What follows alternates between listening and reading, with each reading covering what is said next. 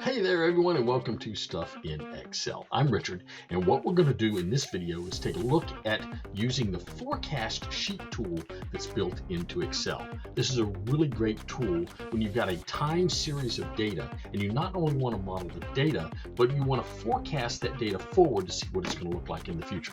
So let's just get into it. What I have here is data. These are the quarterly incomes for Apple computers starting in 2003. I actually went into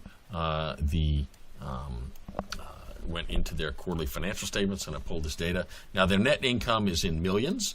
I just left off the last 6 zeros, but these are all in millions. And I numbered each quarter. I gave each quarter a number from 1 all the way down to 56. You notice I stopped at 2017, and the reason I did that was I wanted to be able to predict 2018 and see how good the prediction model was using the forecasting tool. And I didn't want to get into the COVID years. COVID threw everything off, and I thought that would throw the model off as well. So I'm just looking at 2003 through 2017. So first thing I always tell people is, of course, let's pull a picture of the data.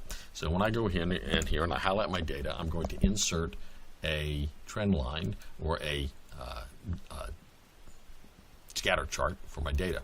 Now this doesn't actually help me a whole lot. I'm going to stretch this way out. It doesn't help me a lot. It helps me a little bit. It tells me that early on the data was sort of consistent. Then about, it looks like, around period 24, it starts up rather dramatically. And then all of a sudden the data starts going all over the place. Now, what does that actually look like? Sometimes a scatter plot is really good. Sometimes what you want to do is change that to a line graph. So we'll change that to a line chart. And what you see when you do that is you see something else. We see pretty normal income. It's growing slowly. It jumps up starting in period 24. In period 33, it jumps way up. And then we get this period where it goes up, it goes down, it goes down, it goes down, it goes up, it goes down, it goes down, it goes up a little, then it goes up, it goes down, it goes down. So you get this pattern of data that is actually pretty seasonal in the way it looks. And so the next question is, well, if it's seasonal, what does that do for us? How do we do it? A straight line model is not going to work on this. If I right-clicked on these data points and I try to fit a trend line to this data, a straight line is just not going to be very good at all. I'm going to get an R-square of around 0.75. That's not a very good R-square on this data, and not something I'd be real proud of. I ought to be able to do better than that. I could try some other lines. I could try a polynomial line, see what that does. I'm not sure that's going to help me much. It doesn't really. R-squared doesn't change that much. I can get it up to 8.2 maybe. I can try some kind of moving average line. And then moving average line is going to give me a little bit better R-square, I think. But it's not perfect. So the question is there a better tool? And there actually is. So I'm going to get rid of this trend line. And let's just get rid of that. And we'll get rid of, whoops.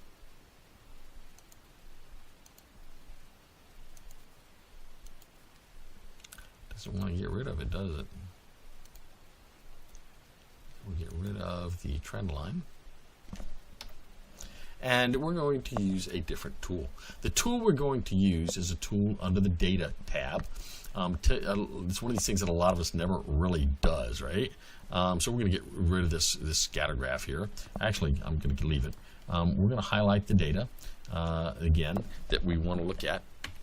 And we're going to go under the Data tab, and we're going to go all the way over here to this little box under Forecast. Most of us haven't used this very much, or if you have, you may have used the what-if analysis. But I'm going to use this Forecast sheet. When I click on Forecast sheet, it's going to do something to this data that's really interesting. I get a chart that looks like this, right?